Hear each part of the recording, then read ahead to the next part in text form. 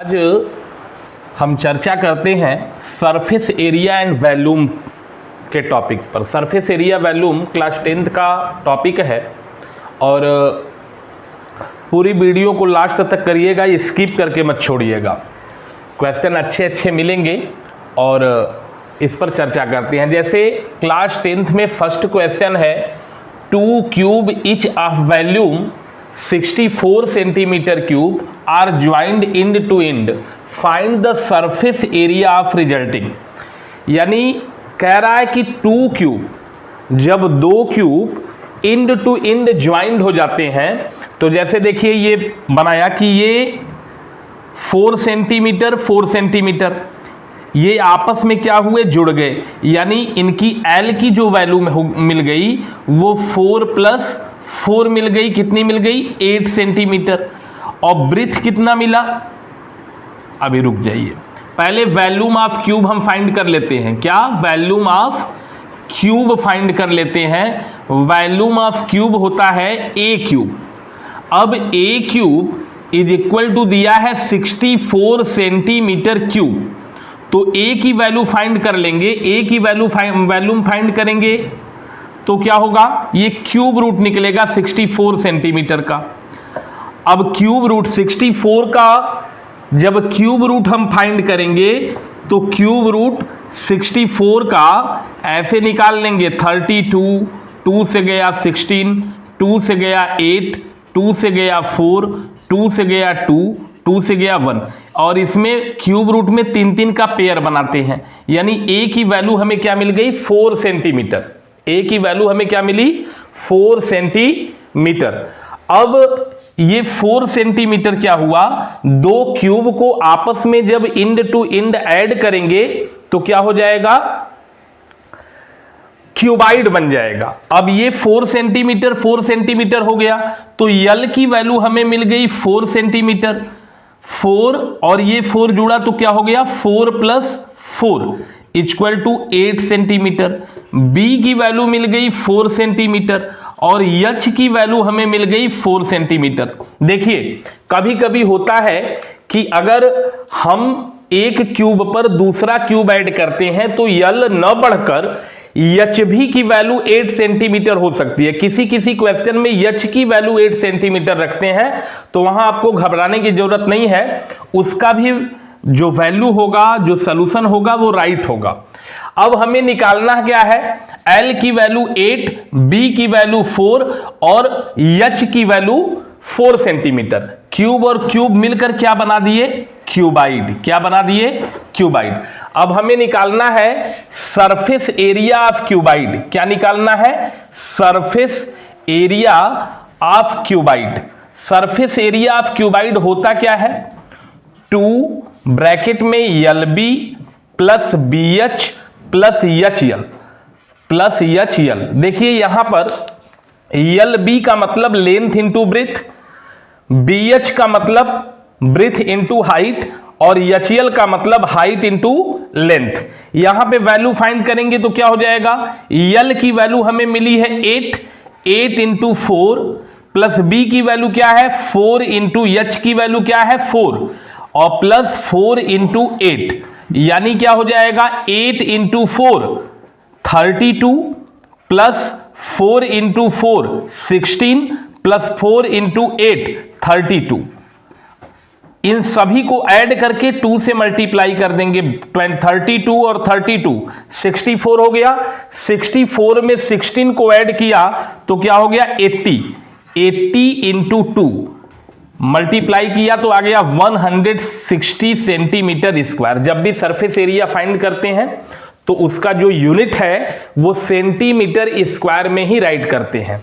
इस प्रकार 2 क्यूब जिनका वॉल्यूम 64 सेंटीमीटर क्यूब दिया है, इंड टू इंड ज्वाइंड होंगे, तो सरफेस एरिया निकालते समय हम क्या करेंगे? 2LB + BH + HL का फार्मूला लगाएंगे और उससे 160 सेंटीमीटर स्क्वायर हमें आंसर मिल जाएगा। नेक्स्ट क्वेश्चन भी देख सकते हैं हम। इसके बाद का क्वेश्चन, एक क्वेश्चन उसी एक्सरसाइज में दिया गया क्वेश्चन है कि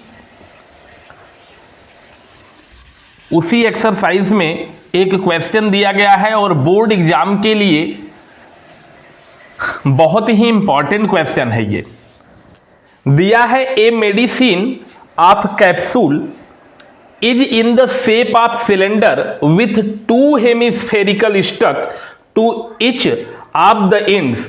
the length of the entire capsule is 14 mm यानी millimetre and diameter of the capsule is 5 millimetre. Find its surface area.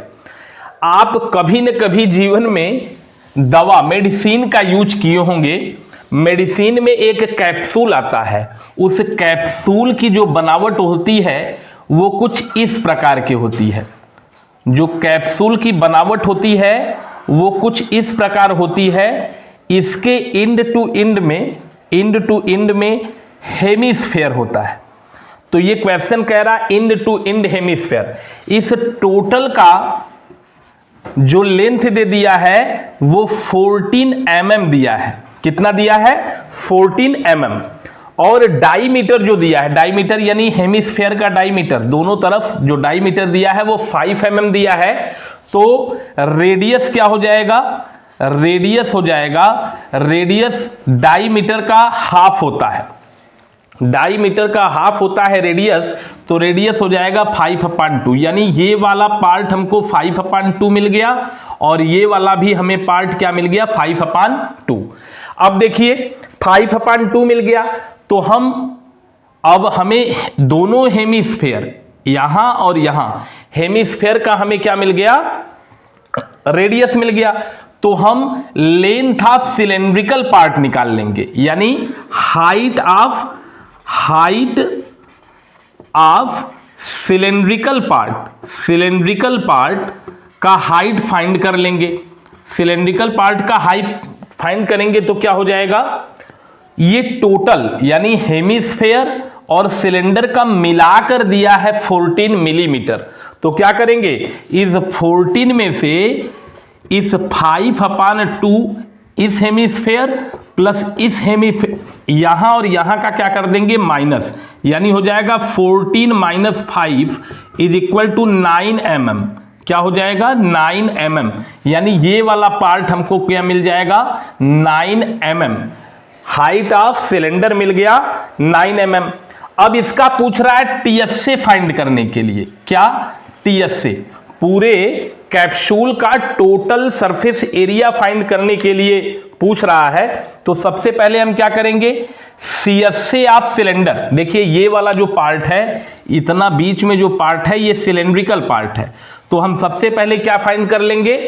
Curved surface area of cylinder, यानी CSA of cylindrical part plus फिर क्या बचा? ये hemisphere बचा, और एक hemisphere नहीं 2 हेमिस्फेयर। तो 2 × सीएसए ऑफ हेमिस्फेरिकल पार्ट। तो क्या हो जाएगा? सीएसए ऑफ सिलेंडर क्या होता है? 2πRh और सीएसए ऑफ हेमिस्फेयर क्या होता है? 2πr² होता है। 2πr²। एक हेमिस्फेयर का 2πr² होगा तो दो हेमिस्फेयर का क्या हो जाएगा? 2 × 2πr²।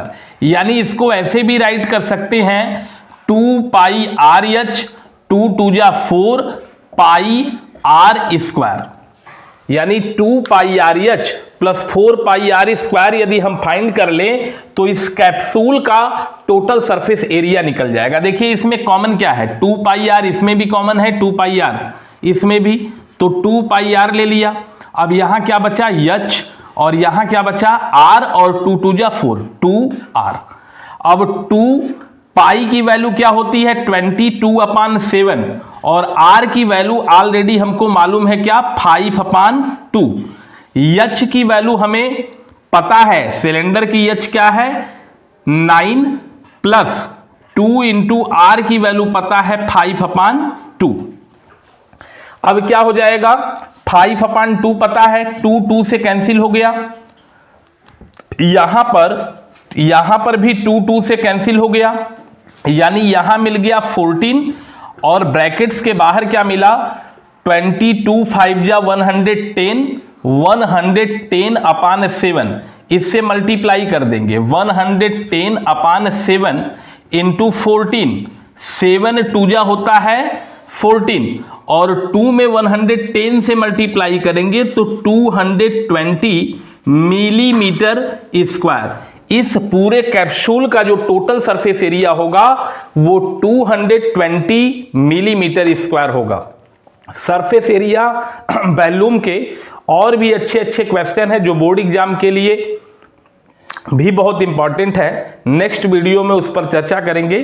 तब तक वीडियो को खूब शेयर करें, कम से कम 50 कमेंट मिलना चाहिए। Thank you.